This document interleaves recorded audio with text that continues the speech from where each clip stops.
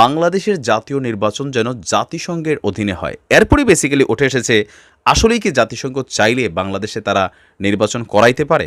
জি পারে।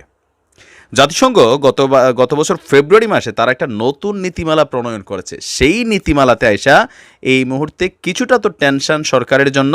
ক্ষমতার বাইরে বিএনপি, অথচ ওবায়দুল কাদের সাহেব বলছেন রাজনীতিতে বিএনপি ভয়ঙ্কর। আসসালামু আলাইকুম সুপ্রিয় দর্শক বন্ধুরা, অবশেষে বাংলাদেশের জাতীয় নির্বাচনটি জাতিসংঘের অধীনে নির্বাচন পরিচালিত হওয়ার জন্য প্রস্তুতি শুরু হয়ে গিয়েছে। দর্শক বন্ধুরা, এবার বাংলাদেশের নির্বাচনকে কেন্দ্র করে সারা দেশে ব্যাপক অস্থিরতা সৃষ্টি হয়েছে এবং সেই সাথে এই নির্বাচনকে কেন্দ্র করে এখন পুরো বিশ্ব জেগে উঠেছে। তো দর্শক বন্ধুরা, তাহলে শেষ পর্যন্ত কিভাবে জাতিসংঘের অধীনে বাংলাদেশের নির্বাচন পরিচালিত হতে যাচ্ছে আর সেই সকল বিষয়গুলোকে কেন্দ্র করে আপনাদের মাঝে অত্যন্ত চমৎকার কিছু তথ্য তুলে ধরেছি এবং সেই সাথে যেই সকল দেশগুলোর অতীতে জাতিসংঘের অধীনে জাতীয় নির্বাচন করা হয়েছে সেই সকল বিষয়গুলো তুলে ধরেছি। তো দর্শক বন্ধুরা, তাহলে শেষ পর্যন্ত বাংলাদেশের জন্য কি বিশাল সুখবর চলে আসলো এবং যেই সকল শর্তগুলো মেনে জাতিসংঘের অধীনে নির্বাচন হতে যাচ্ছে দর্শক বন্ধুরা, এবং অন্যদিকে সেই সকল বিষয়গুলোকে কেন্দ্র করে একজন সিনিয়র আইনজীবী অত্যন্ত চমৎকার কিছু বিষয় তুলে ধরেছেন এবং সেই সকল বিষয়গুলোর অত্যন্ত চমৎকার কিছু তথ্য তুলে ধরেছেন। তো দর্শক বন্ধুরা, চলুন আমরা সেই সকল বিষয়গুলো পরিপূর্ণ জেনে নেই। অবশ্যই ধৈর্য সহকারে পুরো ভিডিওটি দেখবেন, তাহলে এই সকল বিষয়গুলো পরিপূর্ণ বুঝতে পারবেন। একদম প্রথম থেকে শেষ পর্যন্ত শুনতে হবে, তাহলে হয়তো আপনি এখান থেকে কিছু ধারণা নিতে পারবেন। যে আপনারা জানেন যে গত কয়েকদিন আগে জাতিসংঘের বাবা মানে আমেরিকা, বেসিক্যালি আমেরিকা জাতিসংঘের কাছে দায়বদ্ধ না, যদিও কাগজে কলমে লেখে আর কি দায়বদ্ধ, কিন্তু তাদের মন যাচাই করতে পারে। জাতিসংঘের আইন কানুনও তারা তাদের মতো করে প্রেশার দিয়া সেখানে অনেক কিছু ঘটাইতে পারে।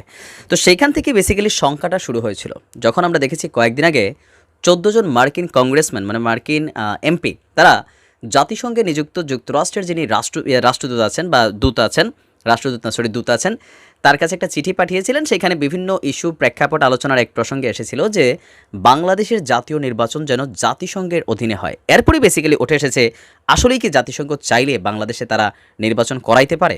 জি পারে। জাতিসংঘ গত বছর ফেব্রুয়ারি মাসে তারা একটা নতুন নীতিমালা প্রণয়ন করেছে। সেই নীতিমালাতে আইসা এই মুহূর্তে কিছুটা তো টেনশন সরকারের জন্য। তবে এই টেনশনটা যে খুব বড় টেনশন তাও না, সেইখানে কিছু ক্রাইটেরিয়া আছে যে কোন কোন পদ্ধতিতে জাতিসংঘ চাইলেই জাতিসংঘের সদস্যভুক্ত যে কোনো দেশে গিয়ে তারা নির্বাচন ঘটাইতে পারেন। মাত্র 2টা ক্রাইটেরিয়া। তবে প্রথম ক্রাইটেরিয়াতে আপনার বাংলাদেশ পড়বে না, দ্বিতীয় ক্রাইটেরিয়াতে পড়ার সম্ভাবনা আছে যদি মার্কিন যুক্তরাষ্ট্র আসলেই চায়। যে প্রধানমন্ত্রী যে বলছিলেন আমেরিকা চাইলে ক্ষমতা থেকে সরানো সম্ভব, জাতিসংঘের মাধ্যমেই সরানো সম্ভব যদি স্টেপ 2 তারা নেয়। স্টেপ 2টা কি প্রথমটা দেখি।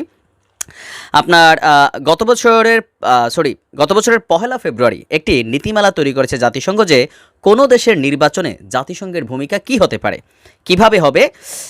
এখানে বলা হয়েছে supervision, observation, panel and certification শিরোনামের একটা দলিল নির্বাচনে জাতিসংঘের সম্পৃক্ততার বিষয়ে বিস্তারিত নির্দেশনা দেওয়া হয়েছে। জাতিসংঘের নির্বাচনের সহায়তা সংক্রান্ত দলিলপত্রে বলা হয়েছে কোনো দেশের নির্বাচন জাতিসংঘ শুধুমাত্র তখনই অবজারভেশন বা তত্ত্বাবধান করতে পারে যদি ওই দেশ সহায়তার অনুরোধ করে। ধরেন বাংলাদেশ সরকার চাইলো যে আমাদের দেশে আপনারা আসেন, একটা সুষ্ঠু নির্বাচন করে দেন, আমরা কন্ট্রোল করতে পারছি না, তো এটা তো সরকার চাইবে না। তাহলে স্টেপ 2 কি?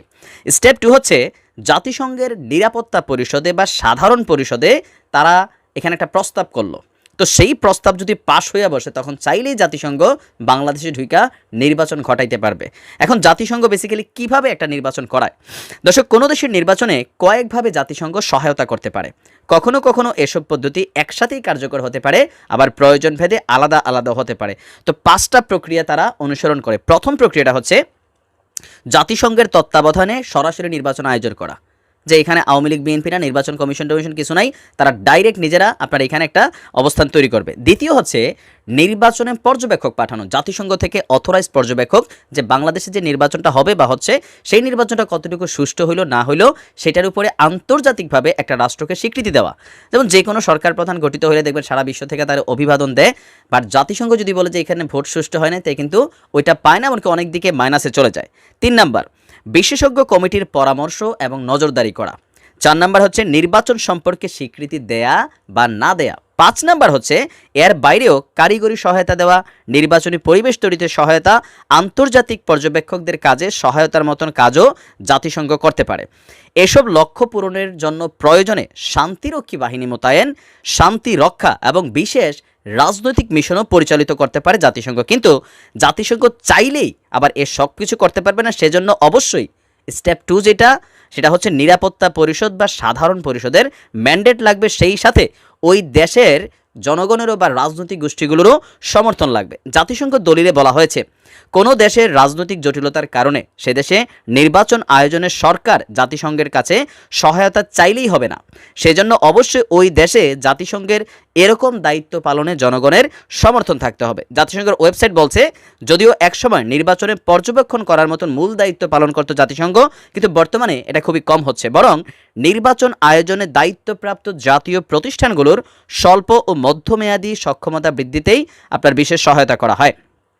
তো এখানে আমরা দেখেছি যে জাতিসংঘের এটা আপনার এই যে তথ্যগুলো আমি দিচ্ছি এটা হচ্ছে বিবিসি বাংলা, তারা তাদের একটা ওয়েবসাইটে প্রকাশ করেছে।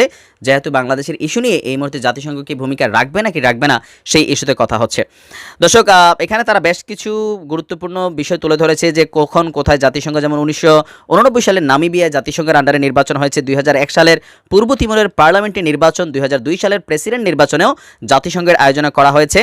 আর 2015 সালে বুরুন্ডিতে, ফিজিতে 2001 সালে পর্যবেক্ষক মিশন পাঠিয়ে নির্বাচনকে কি বলা হয় যে কন্ট্রোল করা হয়েছিল।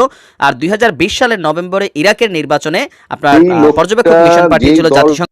17 বছর যাবত ক্ষমতায় নাই, সেখান থেকে তারা আজকে পর্যন্ত তাকে বলতেছে ভয়ঙ্কর বিস্ফোরা। এবং তারপর আমি আওয়ামী লীগকে প্রশংসা করি, তারা বুঝতে পারছিল যে আজকে তারেক জিয়া বা খালেদা জিয়া যে কোনো একজন মুক্ত থেকে ফ্রি মুভ করতে পারতো, তাহলে বোধহয় তাদের এক দফা দাবি এতক্ষণে পূর্ণ হইতো, আমার কাছে মনে হয়। সে কারণে বলছি, এবং সেটাও তারা হয়তো বুঝতে পারতেছেন বহুত আগে। অর্থাৎ আমার কাছে যেটা মনে হয় যে ঠাট বজায় রেখে কথা বলতেছেন ওবায়দুল কাদের সাহেব, 70% ভোটার, টোটালটা আমার কাছে গ্রহণযোগ্য কোনোভাবেই মনে হয় না। বরং তারা বোধহয়, আমি বিএনপি করি না, তারপরে আমি বাস্তব কথাটা বলি, তারা বোধহয় খালেদা জিয়া এবং তারেক জিয়ার যে ভয়াবহ জনপ্রিয়তা সেটা নিয়ে বহু চিন্তিত ছিলেন।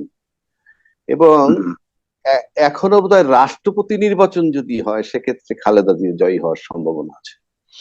তো এইটা চিন্তা করে আমার কাছে মনে হয় তারা বহুত আগের থেকে প্ল্যান করে এই মামলাগুলাকে তারা এস্টাবলিশ করেছেন।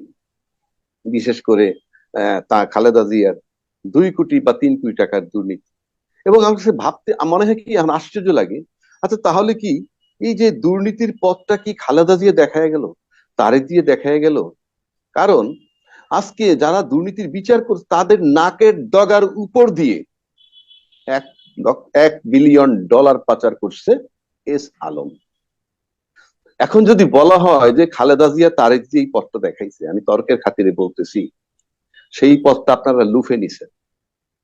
পাশাপাশি একবার চক্ষু বন্ধ করে ভাবেন তো, খালেদা জিয়ার যদি দণ্ড হয় 3 কোটি টাকার জন্য, সেটা এই অ্যাকাউন্ট থেকে ও অ্যাকাউন্টে, তাহলে এদের কি হওয়া উচিত? আজকে দেখলাম হাইকোর্ট বলতেছে এই মামলাটা সুমন এটার নেতৃত্বে আছে। তো হাইকোর্টে একটা বিষয়ে বলছে, যেমন ধরেন সে কথাটা কি, আদালতে হলফনামা দাখিল করতে বলছে। অর্থাৎ এই যে টাকাগুলো পাচার হয়েছে এই ব্যাপারে তদন্ত করে বাংলাদেশ ব্যাংকের ইন্টেলিজেন্স ডিপার্টমেন্ট আর যারা যারা সংশ্লিষ্ট আছে দুদক তারা একটা হলফনামা দিবে, এবং এস আলমের পক্ষ থেকে যারা আছে তারাও দরকার হলে এটাকে হলফ দিবে, হলফ দিয়ে বলবে বিষয়টা কি। প্রশ্ন হচ্ছে যে হলফনামাটা কেন এদের, বিশেষ করে আসামি পক্ষ ব্যাংক ইন্টেলিজেন্সের কাছে চাইতে পারে যে হ্যাঁ এটা পাচার হয়েছে কিনা, আসামি পক্ষ কেন? No right at all. কারণ এটাকে বলে চুরি, পিওর চুরি। যেটা একটা জিনিস হলো বাংলাদেশ থেকে কিন্তু টাকা বাইরে নিয়ে অনুমতি নিয়েও নেওয়া যায়, সেটা লিমিট আছে কতটুকু নিবে না নিবে। কিন্তু 17টা প্রতিষ্ঠান নিছে, 17টা প্রতিষ্ঠান যা নিছে তার চেয়ে 5-7 গুণ বেশি একা নিছে, কেউ জানে না। তাহলে আসেন আমি আইনি ভাষা একটা কথা বলি। আইনি ভাষার কথাটা হইলো অজ্ঞাত সারে যে কোনো ধরনের সম্পদ যার মূল্য টাকায় নির্ধারণ করা যায় এমন যে কোনো কিছু তার প্রকৃত মালিকের নলেজের বাইরে স্থানান্তর করাটাই চুরি।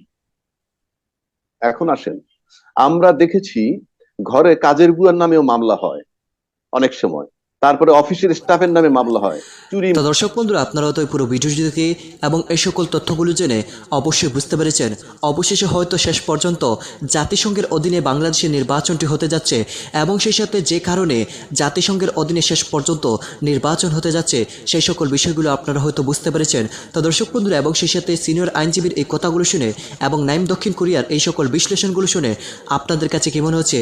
তাহলে কি শেষ পর্যন্ত বাংলাদেশের সরকারের বিরোধী দলের নেতাকর্মীদের জন্য বিশাল সুখবর চলে আসলো?